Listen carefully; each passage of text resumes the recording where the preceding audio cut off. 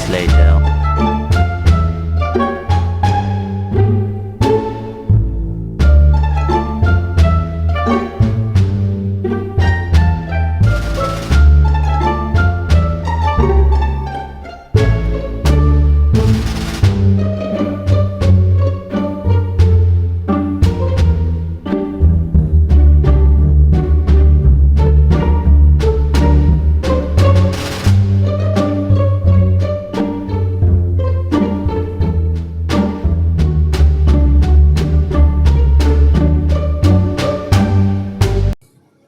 Oke, beberapa waktu yang lalu saya tertarik untuk membeli sebuah buku tentang perjalanan orang asing ke tanah Jawa, termasuk ke Tasikmalaya. Tapi anehnya, di dalam catatannya, tempat ini ditulis Tisakmalaya. Mengapa demikian? Assalamualaikum warahmatullahi wabarakatuh, Sampurasun. Berjumpa lagi dengan saya Rizal. Alhamdulillah di pagi hari yang cerah ini kita bisa berjumpa lagi dalam keadaan sehat dan mudah-mudahan semuanya sehat selalu ya. Saya ingin bercerita ya, beberapa tahun yang lalu ketika saya kuliah, saya sempat menemukan sebuah artikel ya, menemukan sebuah karya ilmiah sebetulnya ya, lebih jelasnya karya ilmiah atau buku ya.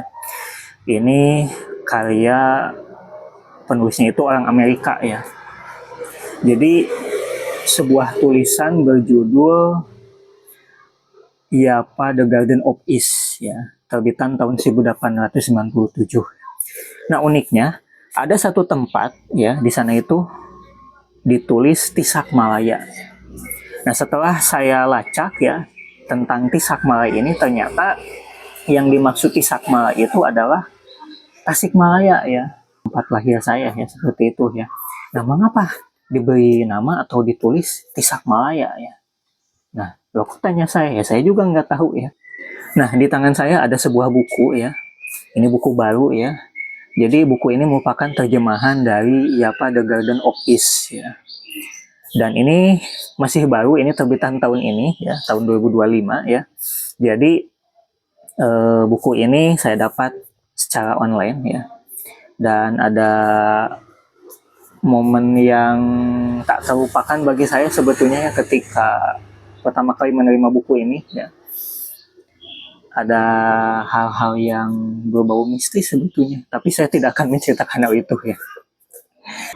Nah, sobat semua, kesalahan orang asing dalam menyebut nama-nama daerah di Indonesia ya, itu sebetulnya sudah berlangsung sejak lama. Dan sobat semua bisa lacak di dokumen-dokumen lama, termasuk peta-peta yang diterbitkan di masa tempo dulu gitu ya, di masa lalu ya, seperti itu ya, peta-peta Nusantara sebelum lahirnya Indonesia, sebelum kemerdekaan Indonesia ya.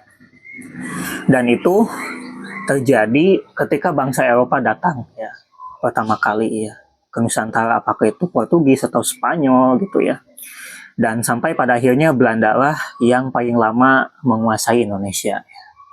Nah, hal itu terjadi karena mereka itu mengalami kesulitan ya dalam mengeja atau menyebut nama asli atau nama-nama tempat di Indonesia.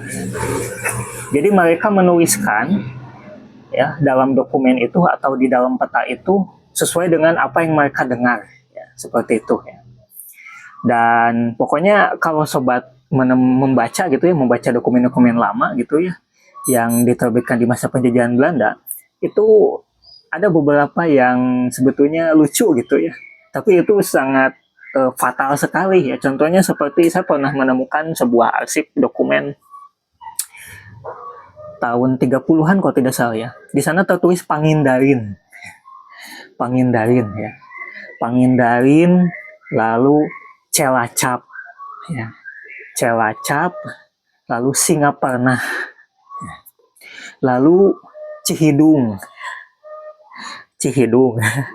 lalu ada Cirebon, lalu ada juga Jogja ya, lalu ada lagi Samarang, Samadang, Bandung, Bantam, dan masih banyak lagi sebetulnya ya. Bahkan Beberapa tahun yang lalu, sewaktu saya melakukan penelusuran ya ke makam Belanda di Ciamis ya, tahun 2014 ya, saya sempat membaca batu nisan seorang tentara Belanda yang meninggal tahun 1882 ya. Namanya itu HCR Kruisman ya, Kruisman ya. Meninggal tahun 1882 dan di sana daerah tempat meninggalnya itu tertulis Overleden T pada heran. Dan ini membuat saya heran gitu ya, pada heran saya gitu. Nah, mengapa penyebutannya seperti ini ya, seperti itu ya tadi ya, karena memang mereka apa yang mereka dengar ya tulis ya apa adanya gitu ya, tanpa harus dikoreksi ya, seperti itu ya, sehingga nama-namanya aneh ya saat itu ya. Nah, seiring berjalannya waktu ya, penyebutan nama-nama tempat itu akhirnya kembali normal ya, sesuai dengan seharusnya ya, dan tentunya menggunakan ejaan yang telah disempurnakan. Nah, sobat semua perlu ketahui juga bahwasanya dulu ketika Indonesia ini dijajah ya, waktu namanya itu masih bernama Nederlandse Indië ya, atau Hindia Belanda saat itu ya, masih menggunakan ejaan Van Ophuijsen ya, yang mana U itu ditulis OE gitu kan, terus C itu TJ, lalu J itu DJ, lalu Y itu J gitu kan, dan banyak ya seperti itu. Akhirnya disempurnakan setelah Indonesia merdeka ya, dan sampai sekarang ya, ejaan Van Ophuijsen, ejaan Suwandi, terus sampai ejaan yang disempurnakan EYD ya sampai sekarang ya. Nah, itu jangan diacak-acak lagi ya. Nah, itu ya. Jadi yang dulunya itu seperti Soerabaya ya, seperti itu Soerabaya ya, atau Soerabaja yang menjadi Surabaya. Lalu Canjor ya menjadi Cianjur ya, seperti itu, dan banyak lagi sebetulnya ya. Nah, sobat semua, sebetulnya apa yang dialami oleh mereka sebetulnya sama juga dialami oleh kita ya saat itu ya, sebagai bangsa pribumi ya. Ketika kita itu sulit menyebut nama-nama yang berbau Belanda ya. Seperti kalau di Jakarta itu kan ada dulu itu nama tempat itu Financiënstraat ya, menjadi Pinangsia ya, seperti itu ya. Nah, itu ya jalan ekonomi itu ya, Financiënstraat ya, atau sekarang itu menjadi Pinangsia ya, seperti itu ya. Terus juga Lodz ya menjadi Los ya, seperti itu ya. Itu bangunan panjang ya, kayak di pasar-pasar kayak gitu, atau di perkebunan teh ya.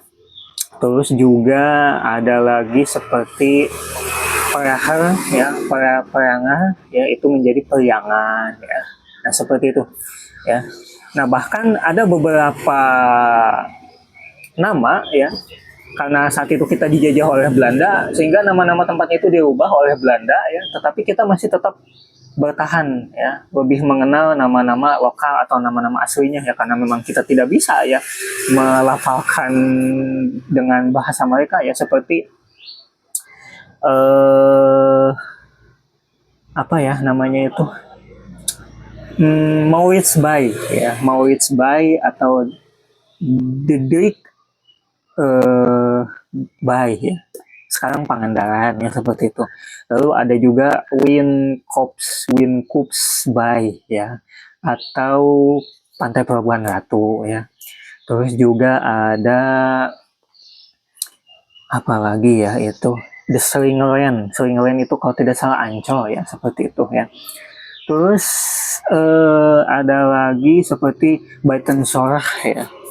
Kita kenal itu dengan Bogor ya, Buitensorg ya. Dan kalau di Tasikmalaya dulu ada satu tempat ya, tempat itu tempat elit dan sampai sekarang masih elit ya. Itu orang Belanda memberikan nama jalannya itu Herenstraat ya, atau Jalan Tuan-Tuan ya. Tapi masyarakat Tasik saat itu mengenalnya dengan nama Jalan Gunung Ladu ya, seperti itu ya. Ketimbang Herenstraat sendiri ya, mereka lebih mengenalnya Gunung Ladu, atau sekarang kita kenal dengan Jalan Yuda Negara. Di sana kan sampai sekarang aura elitnya masih terasa ya. Banyaknya hotel-hotel mewah ya. Seperti itu. Nah, kembali lagi ke buku ini, siapakah Elisa ya? Jadi Elisa Ruhamah Sidmore ya. Ini adalah seorang jurnalis ya, tokoh berpengaruh di National Geographic ya. Jadi beliau ini juga penulis asal Amerika ya, yang pertama kali saat itu mengunjungi Pulau Jawa itu tahun 1897, termasuk mengunjungi Tasikmalaya ya. Jadi kunjungannya ini ya, itu ketika Tasikmalaya itu baru 4 tahun ya, baru 4 tahun terlewati jalur kereta api ya. Dan itu baru 3 tahun setelah mengalami letusan Gunung Galunggung ya, yang kedua ya saat itu. Nah, jadi sempat mengunjungi Tasikmalaya dan di sini ditulisnya Tisakmalaya ya, seperti itu.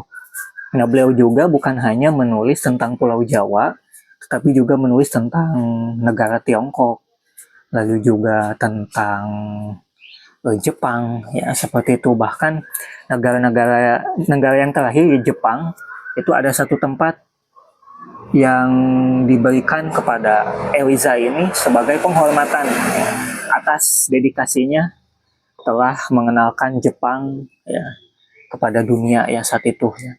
Meskipun memang saat itu beberapa negara ya, termasuk India itu kan dijajah oleh Inggris ya, tetapi beliau ini bisa dikatakan kritis ya. Nah, nanti kita akan baca gitu ya, karena memang yang paling menarik saya membahas ini ya, ke Tisakmalaya. Jadi beliau ini mengunjungi Tisakmalaya itu dengan kereta api ya, melewati beberapa stasiun ya, Cikonde dan Raja Pola. Nah, itu ya. Jadi karena saat itu baru 4 tahun ya Tasikmalaya terlewati jalur kereta api yang dibangun oleh Staatsbosbeheer ya, atau kereta api negara ya, otomatis saat itu masih eksis ya. Dan Cihonje Raja Pola ini masih menjadi stasiun besar sebetulnya ya. Meskipun memang sekarang menjadi stasiun kecil, terus juga ada yang hilang gitu kan haltenya ya, seperti itu. Jadi Elisa Ruhamah Sidmore ini kalau kita katakan sekarang itu mungkin vlogger ya, vlogger di masa lalu. Nah, kalau saya itu vlogger di masa kini. Nah, semoga pembahasan kita kali ini ya bermanfaat buat sobat semua ya, buat generasi muda ya, sobat semua di era digital ini harus hati-hati, harus kritis ya, termasuk di masa lalu saja banyak nama-nama yang salah ditulis gitu itu ya, karena memang saat itu belum sempurna. Nah, sekarang sudah era digital, sudah disempurnakan. Nah, kita harus lebih kritis lagi ya dalam mengkaji satu permasalahan. Itu saja sobat ya, dari saya dicukupkan sekian. Billahi taufiq wal hidayah. Wassalamualaikum warahmatullahi wabarakatuh. Sampurasun ya, sampai jumpa.